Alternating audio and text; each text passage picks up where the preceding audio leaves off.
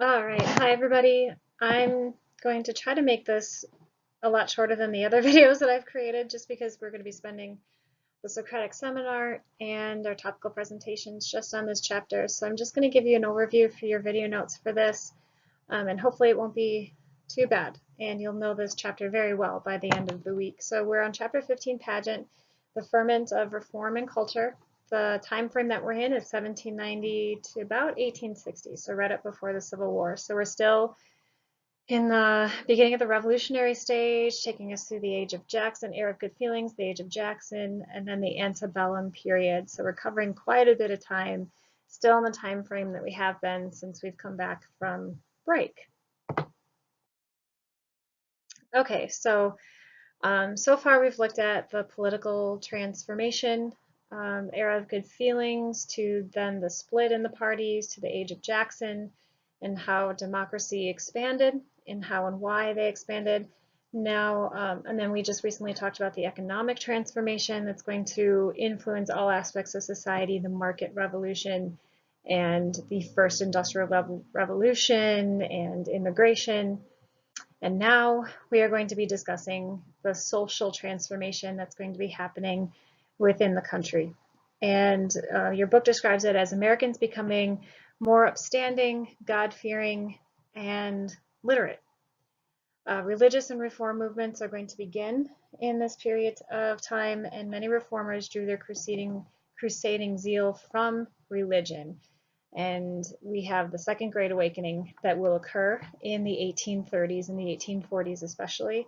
And this is one of those things that you keep seeing repeated throughout American history, where if society begins to become a little bit more liberal or a little bit left, less conservative, we kind of see the pendulum swing back again to the more conservative right, and we see this kind of rise in religious fervor and religious doctrine. So this is what the Second Great Awakening is going to be all about. All right, here we go. Reviving religion is the topic of this next section. Church attendance was still a regular ritual for about 3/4 of Americans in 1850. That would be 23 million. Alexis de Tocqueville declared that there was no country in the world where the Christian religion retains a greater influence over the souls of men than in America. However, there was still these liberal ideas left over from the Enlightenment and carried over from Europe. Many founding fathers embraced liberal doctrines, like you'll see the word deism, kind of relying on science rather than the Bible, rejected the concept of sin and denied Christ's divinity. However, a lot of the founding fathers did believe in a God or a supreme being. One of the religious sects that's going to break off from this movement, and we're going to talk about a couple of them, are the Unitarians. They branched off from deism. God is one person, so they don't believe in the Christian Trinity idea. Goodness of human nature, and God is a loving father rather than somebody who's going to punish you and send you to hell. And they relied on rationalism and optimism. And they also believed in doing good works for other people. Okay, kind of going along this theme of denominational diversity. There's going to be several, especially in the South in the beginning in the 1840s, several religious revivals that's going to split apart some of the beliefs of the churches, of religious faiths. The New England Puritans were so blistered from the First Great Awakening, this idea of hellfire and brimstone, as we talked about during the First Great Awakening, and that kind of preaching, that the area, the Puritan area in the Northeast, eventually these revivals are going to spring up all over the place in the Northeast. Their area became known as the burned over district. And so a lot of these new liberal ideas in religion are going to take hold there. It's a reaction to the hellfire and brimstone that occurred during the First Great Awakening. So one of the sects that would emerge in this region are the Millerites. Millerites emerged in the burned over district, and the Millerites believed that God, one of the biggest parts of their religion is that God would return on October 22nd, 1844. but unfortunately for them, Christ did not show up. Like the First Great Awakening, the Second Great Awakening tended to widen lines between classes, and we talk a little bit about that. The more prosperous and conservative denominations in the East were little touched by revivalism, and Episcopalians, Presbyterians, Congregationalists, Unitarians continued to rise mostly from the wealthier, better educated levels of society, where Methodists, Baptists, and members of the other new sects spawned by the swelling evangelistic fervor tended to come from less prosperous, less learned communities in the rural South and the West. And religious diversity further reflected social splits when the churches faced the slavery issue by 1844, 1845. Both the Southern Baptists and the Southern Methodists had split with the Northern Brethren over the issue of slavery. So that would also further break apart the United States, the country. First you see it in the religion, and then you see it in government, and then society as well. All right, one of the other topics that we're going to talk about in one of the other religious denominations that's going to come about as a result of the Second Great Awakening is a desert Zion in Utah. So spiritual members, again, in the area of the burned over district in the Northeast, also spawned one ardent flame, and that was Joseph Smith. Joseph Smith received golden plates from an angel, and they constituted the Book of Mormon and the Church of Jesus Christ of Latter-day Saints. And after establishing a religious oligarchy, Smith ran into some serious opposition from non-Mormon neighbors as they trekked south and west, first in Ohio, then in Missouri, and then in Illinois. And he was actually jailed in Illinois and was killed while in prison. So it looked like the Mormon religion might die out, but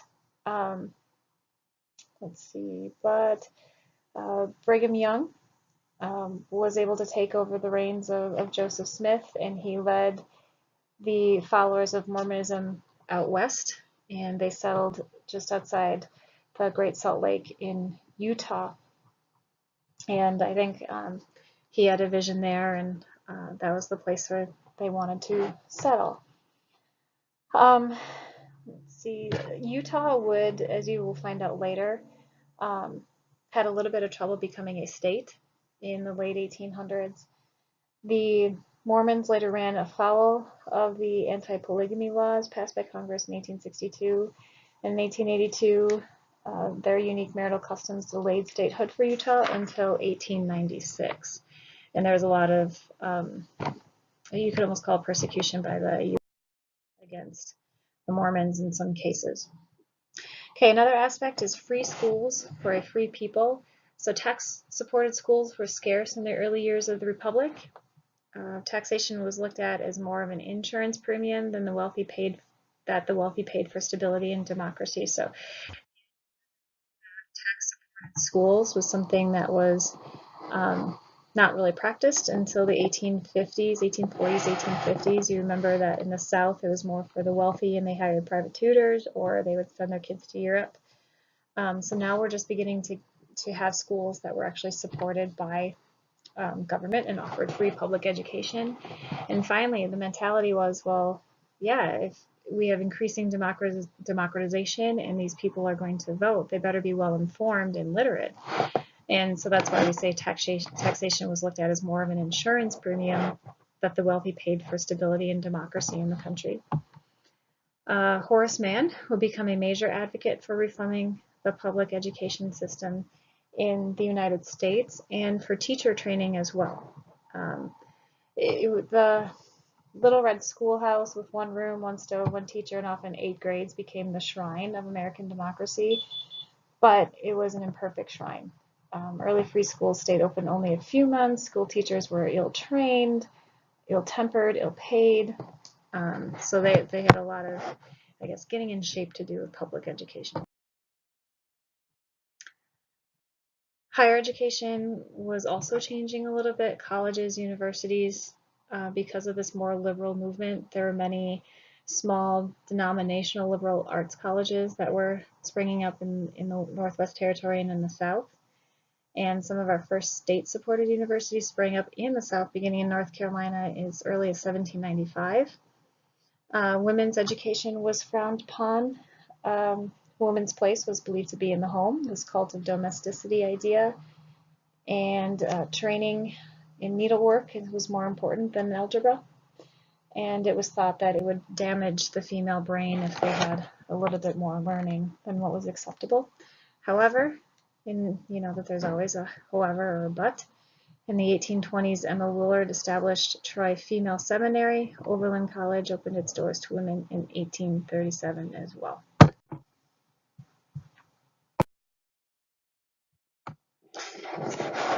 Okay, next one is going to be the age of reform. So in this time period, we're seeing, again, stirred, I think, by the Second Great Awakening, but also the changing society thanks to the market revolution and the industrial age. And it was led by women. You'll see, too, throughout U.S. history that all reform movements are pretty much led by middle class or the upper class wealthy women. And this one's no different. And they dreamed of a society free from cruelty, from war, from intoxicating drink, discrimination, and slavery. And like I said, mainly middle-class descendants of farmers, but also I think a little bit more idealistic, like blissfully unaware of industrialism and the problems that would spring up from industrialism. But one of the leading women for reform as far as mental health and prison conditions was Dorothea Dix. She was a New England teacher, an author, and she traveled several miles throughout the state of Massachusetts and reported on prison and asylum conditions.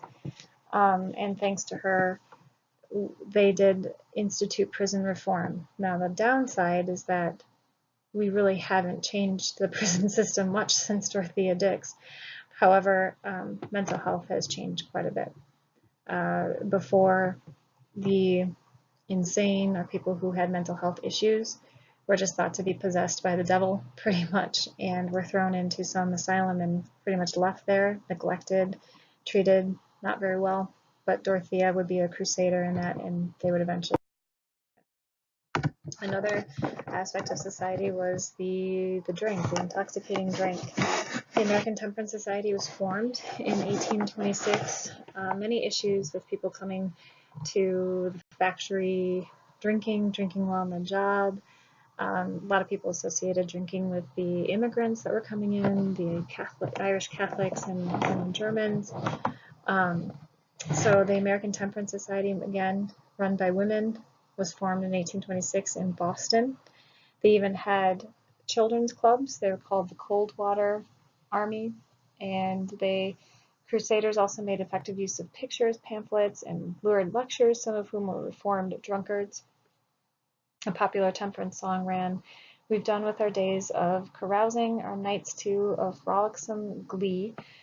For now, with our sober minds choosing, we've pledged ourselves never to spree." One of the first laws that would be passed in the United States was in Maine. Neil Dow of Maine, he was the so-called father of Prohibition, and he sponsored the Maine Law of 1851 that would ban the selling and distribution and drinking of alcohol.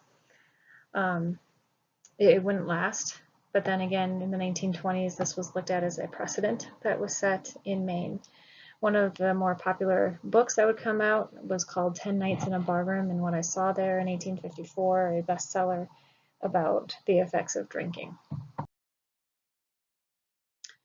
Women in revolt. So this is another big area of reform, and it's the idea of the spread of democracy. American women, however, did fare better than their European cousins.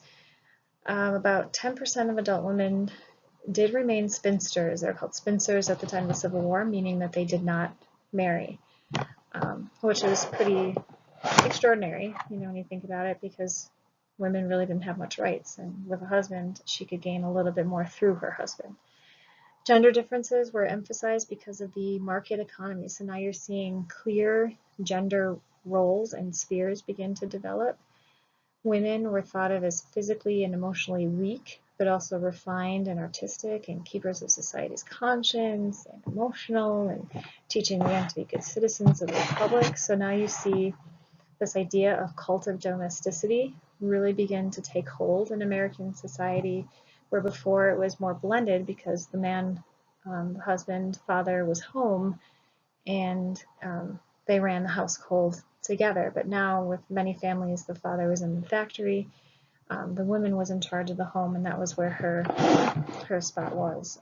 And so it kind of combines the idea of the Republican motherhood, where they are teachers also of the children to be good democratic citizens, but also now the cult of domesticity is that the idea is that the woman's place is in the home, in charge of the household. Female reformers, often well-to-do, challenged the notions of the cult of domesticity. Women like Lucretia Mott, Elizabeth Cady Stanton, Susan B. Anthony would be out calling for the right to vote for women, and this upset a lot of people because they didn't feel that women were smart enough, or they were too emotional, or they wouldn't be able to handle the right to vote. In 1848, a pretty significant event would happen, the Women's Rights Convention at Seneca Falls, New York, where the Declaration of Sentiments was read aloud, and this basically reworded the beginning part of the Declaration of Independence to include women. So pretty significant stand there. However, at the same time, we have the rise in abolitionism and the end of slavery in the country as well. And so the right to vote would be eclipsed by the campaign. Okay, so we have far left groups forming, and they're known as utopias. So not only do we have denominational diversity within churches, the Mormons, the Baptists, the Methodists beginning to spring about, but now we've got people who are pretty much to the far left of that and creating their own societies, seeking human betterment. A wealthy and idealistic Scottish textile manufacturer, Robert Owen, founded one of the first utopias in 1825, a communal society of about 1,000 people at New Harmony, Indiana.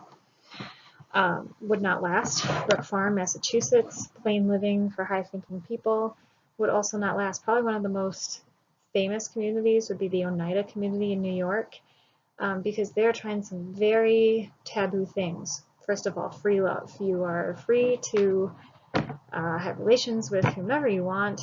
Methods of birth control were used. Eugenic selection of parents, so pairing two people together to create like this perfect child, which is pretty crazy in my opinion. However, they were staying in business because of their contribution to the economy. They made steel traps, they made silverware. Even today, you can go to, if you can go to Bed Bath & Beyond or Target, and you look at silverware, there still is the Oneida silverware that is made. Another utopia that would actually come over from England they were called the Shakers, and this is for women. They believed in a celibate life. It's almost, monastic, almost like they're entering into a nunnery. However, it was not anything to do with religion. But because of that, they went extinct in 1940 because they weren't able to procreate. We have science definitely taking a leap forward from the United States. We have scientists emerging. Benjamin Silman, he was a pioneer chemist, geologist who taught at Yale College. Medicine was becoming a studied practice. It wasn't just, okay, let's bleed somebody out. However, that was still practiced. But we're beginning to know a little bit more about germs and staying clean. And so people overall were still, in this time period, in ill health, often caused by improper diet, hurried eating, perspiring and cooling off too rapidly. I'm not sure what that means. And ignorance of germs and sanitation overall, but it's a little bit better in that area. Artists, we are beginning to see the United States blooming some very good artists and our own style of architecture. First, the federal style took hold, and this is, you're looking at early 1800s, but by the 1830s, 1840s, Greek revival became the fad. So if you take a look at Thomas Jefferson's Monticello, some of our federal buildings, although many of them are in the federal style. Competent painters emerged. One of probably the most famous would be Charles Willson Peale. He had several portraits of George Washington painted, and then other presidents would follow. A school just designed for the arts, Hudson River School, painted landscapes, the romanticism, so getting away from the pragmatic side and kind of looking at idealistic, even in music this would take hold, but romantic art, painting landscapes. Daguerreotype, these were reproducible lithographs. These are our earliest forms of photographs were beginning to emerge. Our first president that would be photographed with a daguerreotype was John Quincy Adams. And there is a picture of him in our textbook if you look at it. Minstrel shows.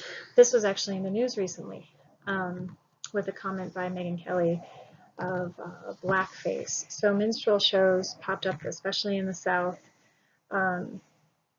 Usually white actors would portray black men by painting themselves, painting their faces. And these minstrel shows would be highly degrading and discriminatory, but they would be popular among the white audience for several years, even through the 1920s. And they would eventually emerge into film, The Jazz Singer, in the 1920s. So if you take a look at the history of minstrel shows, definitely not a good aspect of entertainment or artistic achievement. We also have writers coming onto the scene, national literature, and the trumpeters of transcendentalism. Washington Irving, New York City, first American to win international recognition as a literary figure. James Fenimore Cooper, William Cullen Bryant, these will all be American novelists. James Fenimore Cooper, Cooperstown is named after his father, I believe, in New York. But the big movement carried over from Europe was transcendentalism. Liberalizing the straitjacket Puritan theology, truth that transcends the senses, that cannot be found by observation alone. Every person possesses an inner light that can illuminate the highest truth, put him in or her in direct contact with God. It's almost like what I call like our first hippie movement a little bit. Ralph Waldo Emerson, Henry David Thoreau, Margaret Fuller, Walt Whitman would be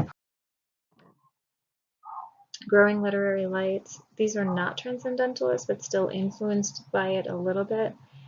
Were Henry Wadsworth Longfellow, who's a poet, John Greenleaf Whittier, James Russell Lowell, Louisa May Alcott, you may know her for the novel Little Women, and William Gilmore. Literary individualists, so Edgar Allan Poe, Nathaniel Hawthorne, Herman Melville. These authors were more, I guess, pragmatic. They were more, I guess you can call them Debbie Downers. Nathaniel Hawthorne, The Scarlet Letter, Edgar Allan Poe, The Raven, very dark poetry. Herman Melville's known for Moby Dick. Okay, I don't know where it accidentally cut me up. But anyway, there you have it. You just got a little overview of Chapter 15. We're going to go a little bit more in depth with Chapter 15. So I'm looking forward to your Socratic seminar on Tuesday, and I'm looking forward to our topical presentations on Thursday and Friday. All right, thanks, guys. See you soon.